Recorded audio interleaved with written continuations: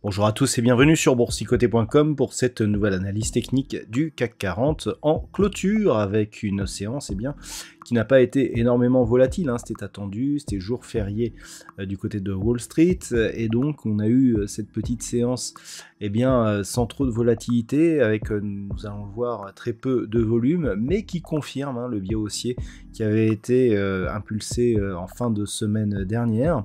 Puisqu'après être revenu ici tester la zone des 7015 points, dont ce matin je vous disais qu'il fallait surveiller le fait justement qu'elle puisse se transformer en support après avoir été résistance, on a marqué cette petite bougie d'hésitation avec donc très peu d'amplitude et une clôture donc sur un nouveau plus haut, y compris le nouveau plus haut en séance, donc à 7043.31, le CAC 40 gagne ce soir 0,28% par rapport à la clôture de la séance précédente, ce qui valide donc la poursuite de la dynamique en direction de notre objectif ici, de cette zone des 7090-7110 points.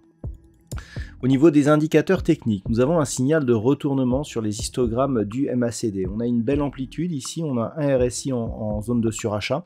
Attention, si le RSI venait à sortir de cette zone de surachat, on pourrait avoir un signal beaucoup plus fort. Qui plus est, lorsque l'on regarde d'un point de vue global, nous avons un plus haut donc sur le RSI qui est inférieur à la zone de point haut que nous avions ici sur la précédente phase de hausse, ce qui implique une divergence baissière donc sur l'indice. Attention, on pourrait avoir un signal d'affaiblissement donc suite à cette bougie sur cette configuration d'indicateurs. Les volumes sont nettement inférieurs à la moyenne, ça je vous en ai déjà parlé. Donc globalement, on est ici sur une dynamique qui se poursuit. Alors ça, c'est le support que je vous ai tracé ce matin sur la vue en 4 heures. Vous voyez qu'on a parfaitement ici sur cette projection respecté ce niveau de support. Alors c'est un support intraday, on verra demain matin où est-ce qu'il en est. Et par rapport à cela, une rupture effectivement de cette ligne serait le premier élément d'un potentiel signal de retournement. Donc ça sera la première chose à surveiller. Si on revient maintenant sur la vue daily, on a toujours ici cet objectif, mais attention, des niveaux d'affaiblissement ici à l'approche de cette zone nous indique que même si on parvient à aller à celle-ci, on pourrait bien avoir justement un signal de retournement juste après ce contact. Donc ça va être un élément à surveiller. Quoi qu'il en soit, maintenant que la zone des 7015, après avoir été résistance ici, a été validée comme support, c'est en cas de rupture baissière ce niveau qui nous donnera l'alerte d'une phase de consolidation potentielle. Du point de vue du palmarès, aujourd'hui, nous avons quelques valeurs qui parviennent à imprimer de belles hausses. C'est le cas par exemple de Carrefour avec plus 4,59%, ou Thales plus de 48%, ou Veolia Environnement plus de 27%. Derrière, nous avons Téléperformance, Michelin ou encore Air Liquide. Au niveau des plus fortes baisses, alors des baisses un peu plus modérées, Orange moins de 21%, Hermès moins 1,33%, Airbus, Worldline et Engie sont juste derrière. Donc on le voit, un marché plus orienté à la hausse qu'à la baisse. On n'a pas de secteur réellement émergent en termes de secteur d'activité. Donc on va ici être dans la continuité du mouvement donc impulsé la semaine dernière. Demain, les marchés américains vont rouvrir et on va commencer à rentrer dans le dur avec justement les premiers résultats d'entreprise pour le 4e trimestre de l'année précédente. On va notamment commencer cette semaine avec pas mal de valeurs bancaires, ce qui pourra donner le là par rapport justement aux prochaines diffusions microéconomiques. Par rapport à la technique, ce qu'il faut surveiller, c'est donc cette zone des 7015.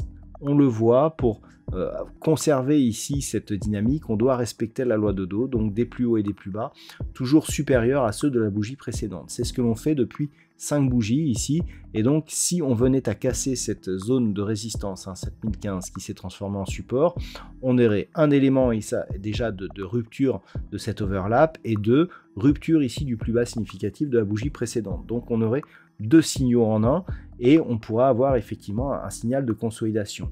Globalement, et je dirais d'un point de vue un peu plus moyen terme, 6895 représente un bon niveau de signal, mais du point de vue de la tendance un peu plus moyen terme, on pourrait descendre ici jusqu'à 6751 sans invalider le fond de tendance d'un point de vue plus moyen terme. Donc c'est dire si on est ici sur des amplitudes qui nous sécurisent énormément sur la tendance en cours.